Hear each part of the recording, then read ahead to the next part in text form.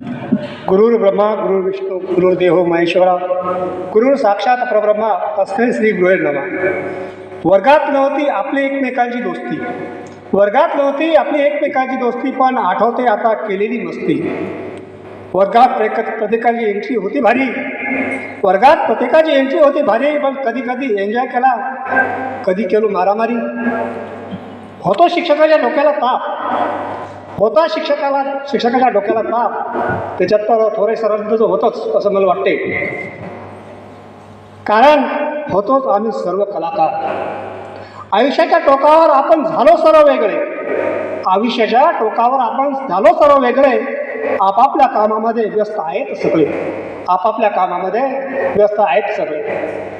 आजच्या या कार्यक्रमाचे अध्यक्ष सन्माननीय जाधव साहेब, माझे मोठे बंधू जाधव सर, सन्माननीय शिरसाट सर, सन्माननीय राठोड सर, सन्माननीय थोराई सर, सन्माननीय ढोकणे मॅडम, सन्माननीय काडगे मॅडम, आणि जे आपल्या हयात नाहीत त्यांची पत्नी मस्केताई, तसेच प्रेमचंद भाऊ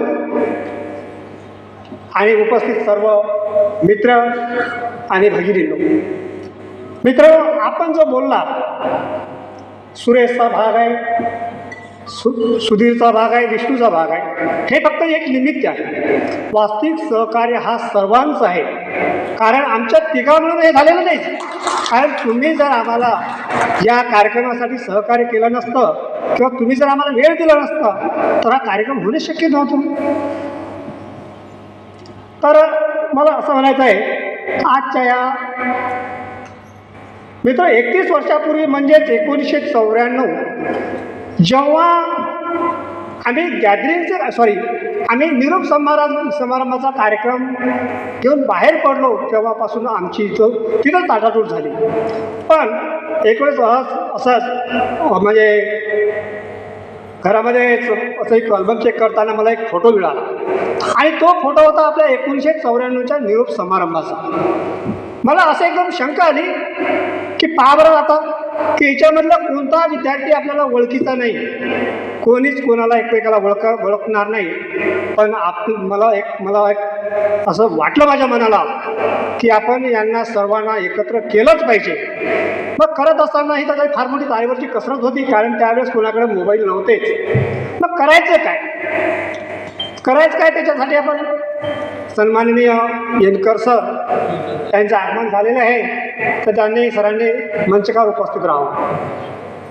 त्यांनी आपल्याला या जगामध्ये सन्मानाने जगण्याची जी शिकवण दिली, आणि त्याच गुरुजनांचे आपल्यावर फार उपकार आहेत, आणि ते उपकार आपण फेडू तर शकत नाही. पण असं वाटलं आपण त्यांचा सत्कार तर घेतलाच पाहिजे, असं एक वाटलं आपण त्यांचा सत्कार घेतला पाहिजे.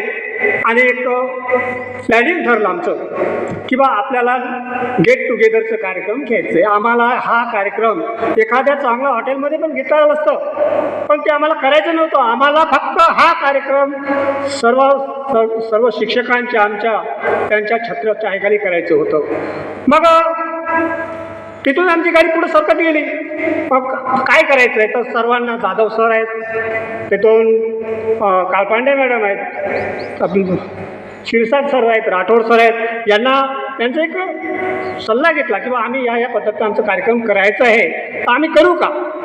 म्हणजे बिलकुल काहीच हरकत नाही. त्याच्यामध्ये आता आपल्यामध्ये ह्यात नसलेले मस्के सर, तर गौराशी सर, हे पण फार गौराशी सर तर असे होते की एकदम साधे आणि सरळ स्वभावाचे माणूस. गौराशी सरांच्या एक म्हणजे त्याच्यावरून आठवतं, गौराशी सरांनी काय केलं, एक प्रेड ऑफ होता आपला. प्रेड ऑफ असताना त्यांनी केलं ठीक आहे, म्हणजे तुम्ही एक हिंदी बोलायचे, बोला एक काम करो, बोला आज बोले सबका परिचय ले लेंगे.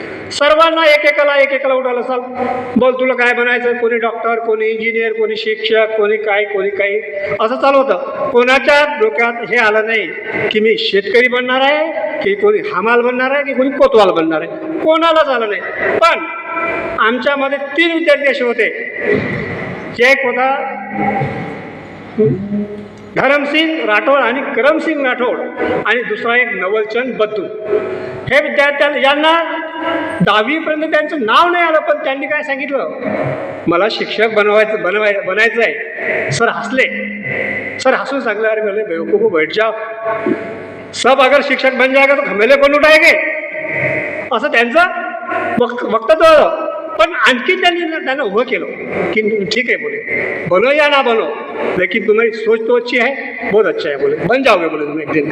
त्याचप्रमाणे मला एक वाटत होतं की मी नवलचंद बद्दू नाव आताच नेमका 2 महिन्यावर स्वर्गवास झाला. नवलचंद बद्दू ज्यावेळेस त्याला मी फोन केलं किंवा तू काय करतो, तर मी सर्विसला आहे, पुढे शिपाई म्हणून तो काम करत होता. मग त्यांनी सांगितलं मी नोकरी सोडली. म्हटलं का सोडली, मग त्यांचं थोडा इतिहास सांगितलं.